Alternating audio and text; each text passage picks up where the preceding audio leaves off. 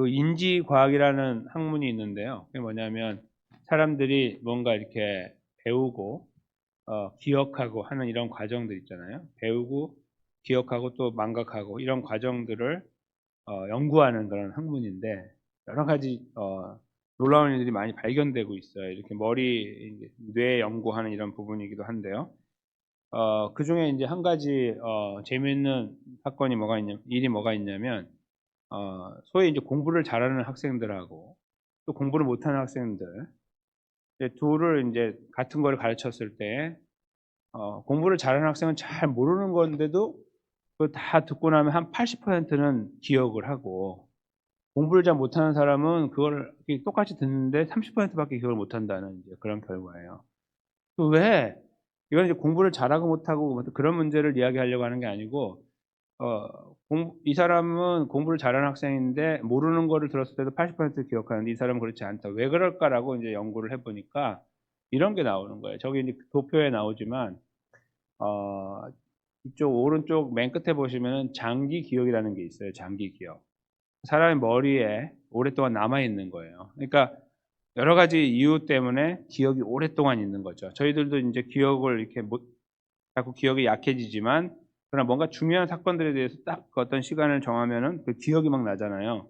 다 나는 게 아니지만 그걸 장기 기억이라고 불러요. 여러 가지 과정을 통해서 장기 기억이 쌓인다고 그래요. 그러니까 이제 아주 극도의 심한 아픔이 있었거나 기쁨이 있었거나 뭐 이런 감정적인 부분들, 그 다음에 죽었다 살아났거나 뭐 이런 것들, 이런 행복했거나 뭐 몇 가지 그런 몇 가지 것들이 있는데 그런 것들이 탁 이렇게 충격적으로 좋아졌을 때 남는다 이렇게 이제 표현을 하거든요. 꼭 그런 것만 아니지만 일단 그렇다는 거예요.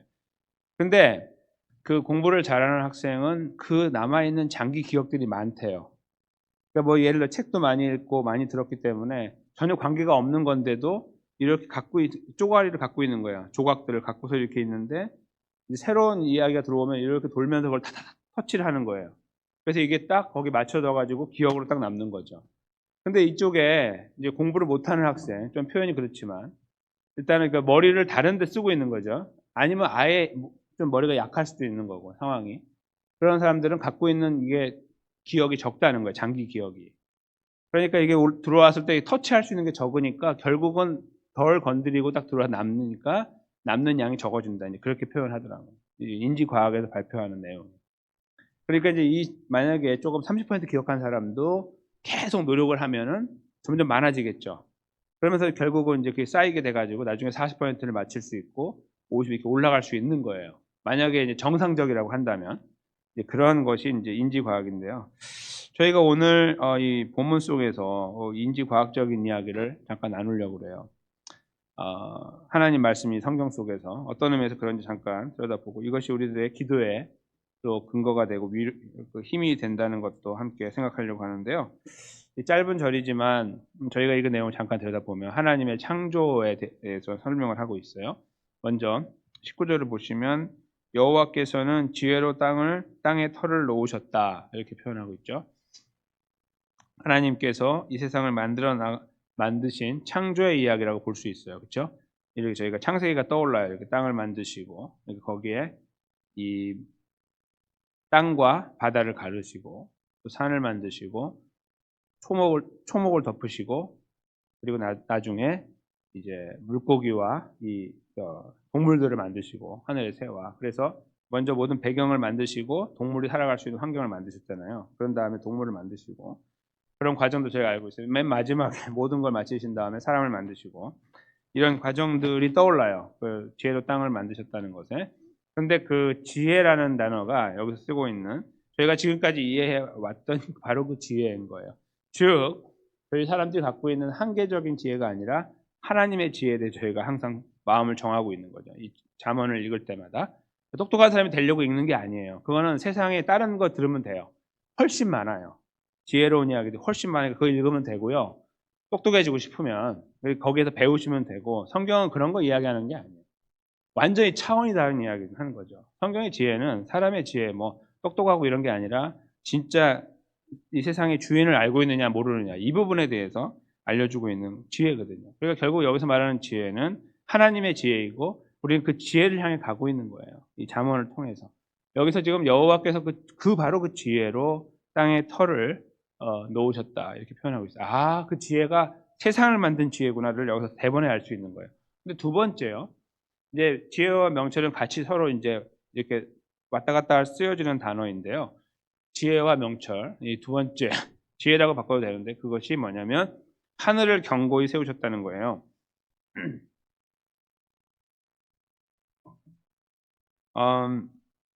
하늘에 대해서 잠깐 좀 시간을 많이 두고 생각을 해야 되는데 일단은 하늘을 세우셨다, 하늘을 만드셨다는 것도 이제 생각하고 땅도 만드셨고 하늘을 만드셨구나 그 알게 되는데 두 번째 잠깐 20절 먼저 보신 다음에요. 다시 19절로 올 건데요. 그 다음에 무엇을 하셨냐면 깊은 바다를 갈라지게 하셨다. 그렇죠? 어떤 사건이 떠오르십니까? 성경에 바로 출애굽의 사건이고 홍해가 갈라진 사건이 떠올라요. 바다를 갈라지게 하셨다.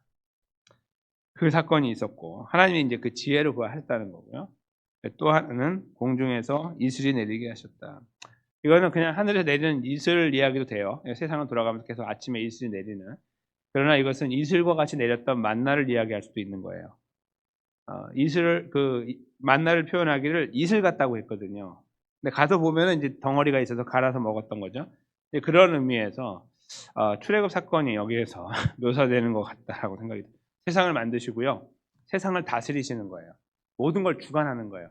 비 내리는 거, 이슬 내리는 거, 모든 거, 그 다음에 자연을 막 마음대로 움직여 나가시는 능력. 이것이 바로 하나님께 있다. 그것을 우리는 하나님의 지식, 지혜, 또 여기 그 19절에 하나님 명철이라고 표현하는 거예요. 그 하나를 만들면 지혜라는 것이 되는 거죠. 그 하나님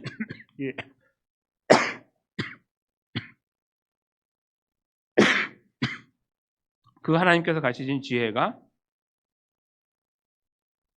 우리 하나님 백성들이 추구하는 지혜다. 이제 이렇게 생각을 하게 되는데요. 제가 여기에서 저희가 늘 놓쳐왔던 대부분 그리스도인들이 집중하지 못하는 내용 중에 하나를 잠깐 생각하려고 그래요. 그게 바로 하늘인데요. 하늘에 대한 거 아까 19절에 나와 있는 하늘이죠.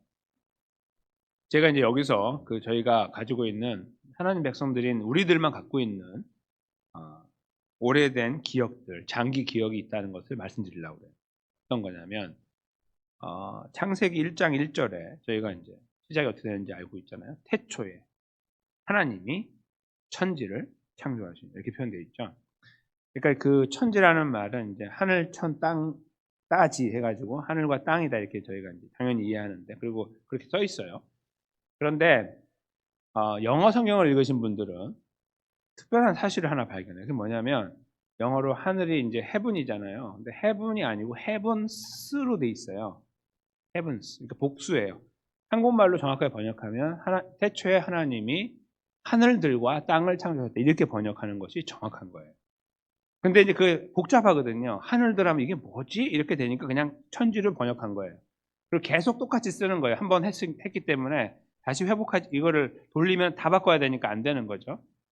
이거는 성경을 잘못 번역했다 그런 말씀이 아니라 정확한 그러니까 하늘이라고 하는 것을 저희가 그냥 하나로도 볼 수 있기 때문에 이렇게 하나로도 하늘이 저 위에 뭐가 있는지 모르니까 하나로 볼 수 있기 때문에 하늘이라고 표현하는 것이 신학적으로나 문제가 되지는 않아요. 그래서 그것을 계속 지금까지 한국 교회가 계속 저 하늘이라는 말을 바꾸지 않고 쓰고 있다고 생각하는데요. 원래 하나님께서 세상을 만드실 때부터 성경의 처음 1장 1절부터 하늘을 표현하기를 하늘들이라고 표현하셨다는 것이 놀라운 거예요. 그러니까 만약에 저희가 지금 한국어 성경이 아니라 원래 성경으로 읽든지 영어로 읽든지 해서 이 헤븐스가 뭔가 계속 그 의문을 갖고 성경을 읽었다고 해보세요.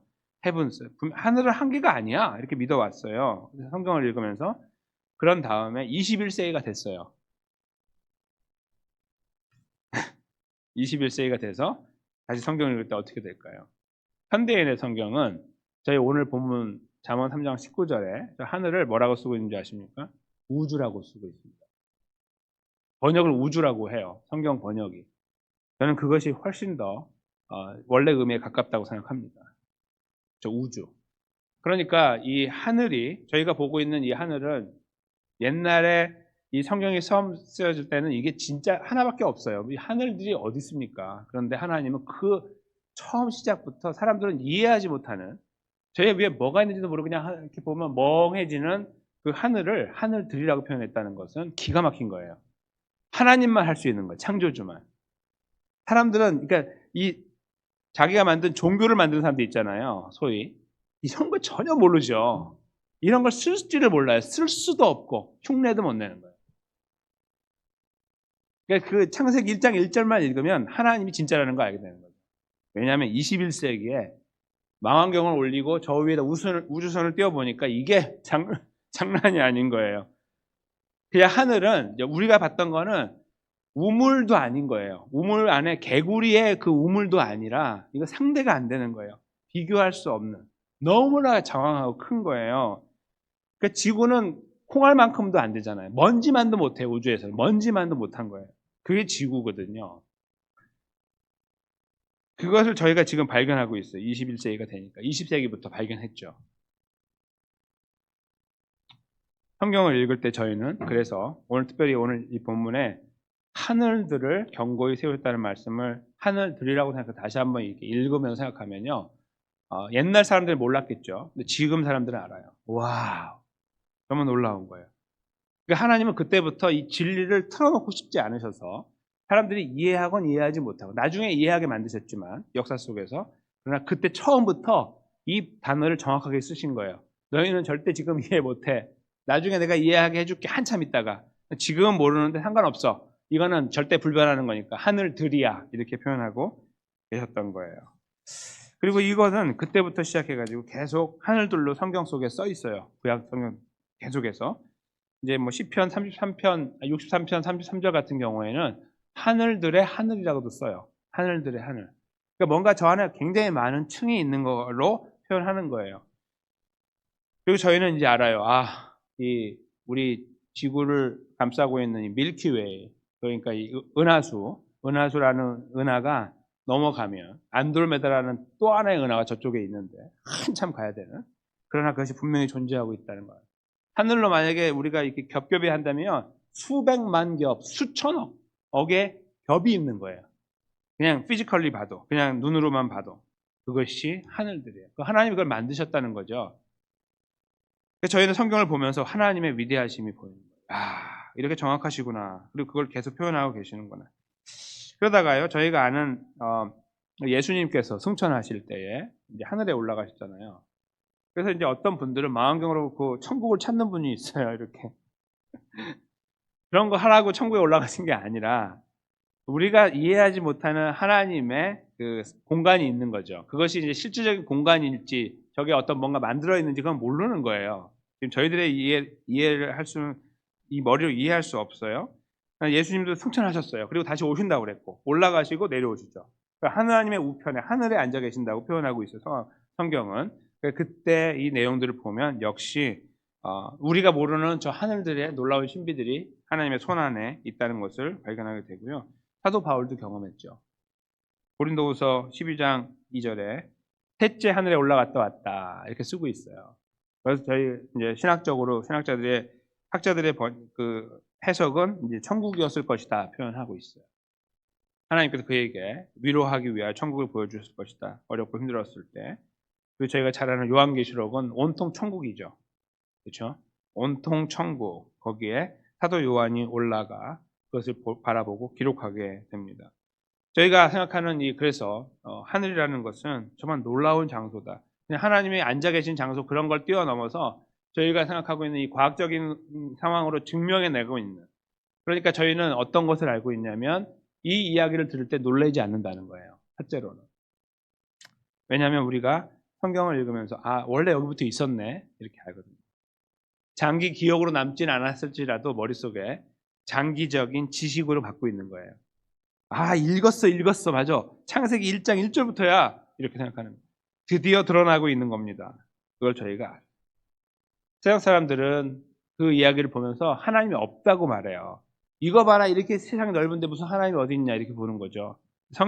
지금 성경을 읽는 저희들은 영감을 통해서 하나님의 그 열어주심을 통해서 이해하는 저희들은 처음부터였네 이렇게 하는 거예요. 하나님의 위대하심을 알게 되고 신비를 느끼게 된다 이거죠. 저희가 이런 생각들을 하게 될 때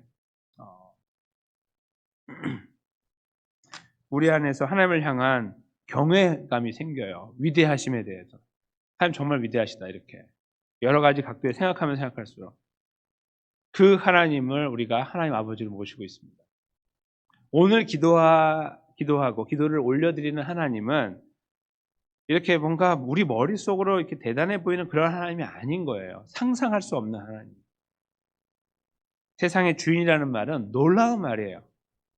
그냥 어디 여기 달까지 지구 달까지 이렇게만 커버해주는 그런 그 로마 그리스의 그런 신들처럼 그런 게 아니라 세상 전체를 다 만드시고 컨트롤하시는 주관에 나가셔요. 별을 멈추기도 하시잖아요. 해를. 그렇죠? 여호수아의 전투에서 보면 그 하나님인 거예요.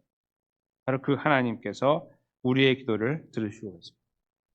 오늘 제가 기도하는 하나님 바로 그 창조주 하나님이시고 여러분과 저를 죄와 사망에서 예수님의 십자가 부활로 구원하신 하나님이시고 그 예수님의 이름으로 기도하게 하신 하나님이시고 우리 안에 성령 하나님이 살아 움직여서 우리를 계속 하나님께로 인도해 나가시는 그런 존재이고 존재로 우리를 세워주신 분이십니다. 그래서 이 모든 이야기들을 이해하고 경외감을 갖고 있던 사도 바울을 통해 하나님은 빌립보서 4장 6절을 이렇게 기록하셨죠. 함께 읽고 말씀을 마치며 그 말씀에 근거하여 기도하는 시간 갖겠습니다. 아무것도 염려하지 말고 오직 모든 일에 기도와 간구로 너희 구할 것을 감사함으로 하나님께 아뢰라. 그리하면 모든 지각에 뛰어난 하나님의 평강이 그리스도 예수 안에서 너희 마음과 생각을 지키시리라. 아멘. 이 하나님 앞에 저희가 나아가 아직도 해결되지 않은 일들, 산더미같이 쌓여있는 모든 우리들의 삶의 상황들을 담대하게 아뢰는 가운데 하나님 아버지께 주신 위로와 평안 속에 또 문제를 해결하시는 역사 속에 모두가 아름답게 세워지게 되시기를 예수님의 이름으로 간절히 축원합니다.